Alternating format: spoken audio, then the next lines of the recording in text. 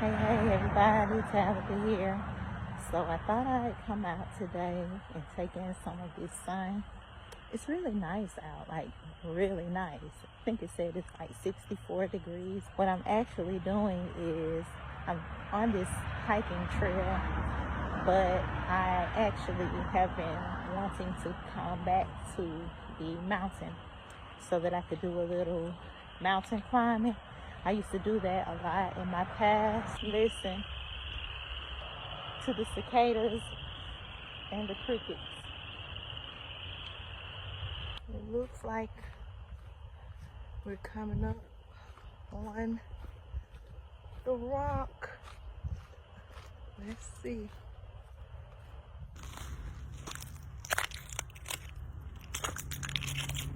I don't know. It looks like they've maybe done some demolition maybe and blew up some of the rock, because I don't see the elevation as it was years ago, but I do love the feeling, the wind. Yes, oh yeah. There's definitely some demolition been going on.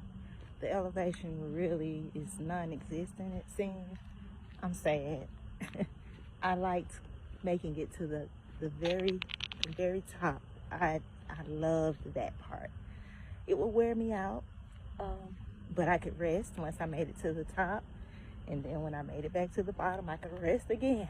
So, but yeah, I loved that part of having the incline. It's just very open now, and I can see where it looks like they included more of a trail, and so there's more foliage, and I don't see the water as I did in the past.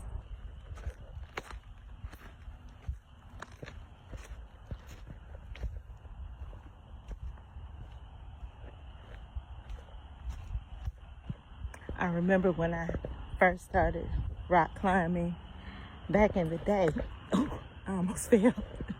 But I would call myself remembering landmarks. Child, yeah, good luck with that. Down by the old frog pond. So we're coming up on this frog pond, which is absolutely nothing at the end of the day. But hey, here it is. And I guess there are some little tadpoles probably swimming around in here. Let me see. Let's see, y'all. Yeah, I don't see any tadpoles. I don't see any teddies. No teddies. So, yeah, no tadpoles. Alright. I used to be a tree hugger, but we're not going to do that today. This tree has pine needles on it. So, this must be a pine tree. Some type of pine tree. Anyway, I'm not going to pluck from it because I don't see the need. We're going to respect nature. It's interesting. I do still see a couple of bars on my phone. So again, it's been a while for sis. Like, I have really been in strong isolation. Even in being out and about, I really wasn't out and about. Y'all hear the demolition? But yeah, I have been in strong isolation. So yeah, this is something for me. But back to my point, I'm still loving it because I just love nature. I just love nature. She is so beautiful. She is so vast. She has a lot to offer us, not only in just coming out and communing with her in such a way, but her medicinals, you know, and healing our bodies and all of that. Like, I'm back in that space again. I lost that part of myself. And I was missing it when I was detaching from it somewhat. The inclination, y'all, I miss it. I just wish I could just rise and go higher and higher, higher. But the openness is still attractive to me. She's still beautiful, beautiful, so, so beautiful. Girl, you're so, so beautiful. Y'all know I'm totally wrong. I'm totally wrong. Just period. On so many levels. But yes, this has taken all of the mystery of mountain, of rock climbing away from me. The mystery is gone. So I guess we'll head back now, being that we now see that there is only expansiveness.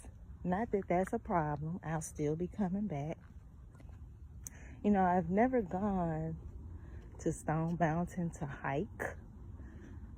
I have been to Stone Mountain. I can count on one hand. I'm from Atlanta, and so in being from Atlanta, I know the history behind that rock out there. And so I just never have had any interest in going to Stone Mountain. And here is some cactus. I don't know what kind. Maybe some of you all can tell me that some of it is purple. So maybe someone can tell me. So you all may be wondering what coerced me into becoming a rock climber. Well, back in the day, back when I used to do the counselings and readings and those types of things, I was still in my little girl awake phase. However, I was not who I am now. I got my big girl panties on, still evolving, ever evolving, which, by the way, was the name of my first YouTube channel until I became Infinite Alchemist, and I stayed right there for the rest of those years, those many years. Still means the same thing. Ever evolving, Infinite Alchemist. But yeah. So as I was doing the readings and giving out messages, I started to receive readings from a very close sister friend of mine who I connected with on YouTube back in those days. She and I became very close, and she was really the only one who I would ever let read my energy. I didn't feel safe allowing anyone else to read my energy like that. She was always on point, and she was always detailed, always in depth. So I would get my readings from her to give me my confirmation of, what I had heard.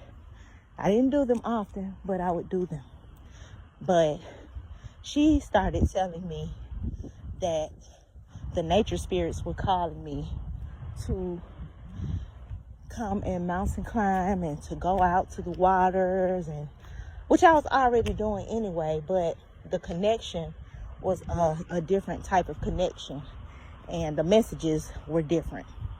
So yeah, she actually was who kind of got me up out here in these rock climbing streets. And once I started doing it, I absolutely loved it.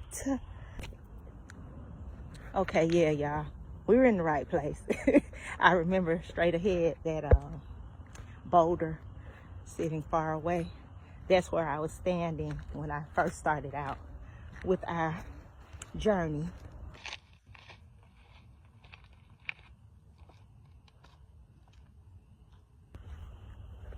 All right, y'all, this is actually pretty simple. More simple than I thought it was. I thought I was gonna have to do some extra jumping and such and thus. Oh yeah, and today is the day of the eclipse. We have that 3-day energetic frequency shift. Yeah, this is gonna be something interesting and different for our vibration. So y'all might want to get out and get you some of this good.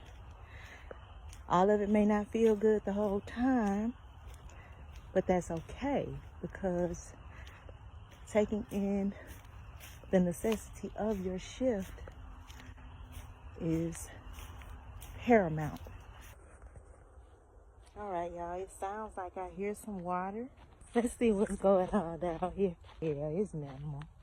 I love water, by the way. That's why I keep mentioning water. Put it on. Oh, please. Yeah, it's a no.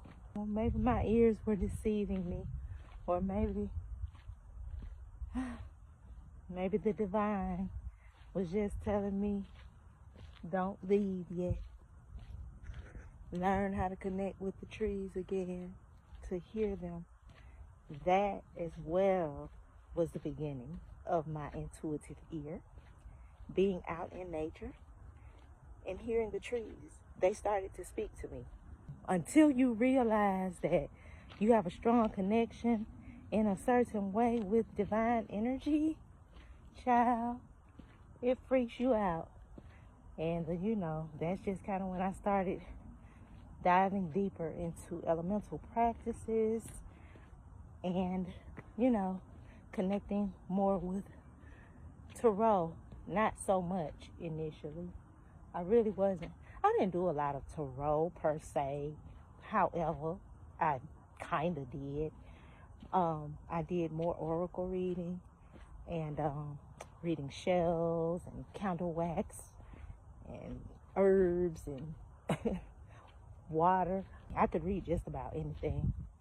My connection to spirit, the tree spirits, that's what got me out here, or got me into my divine ear, being able to hear.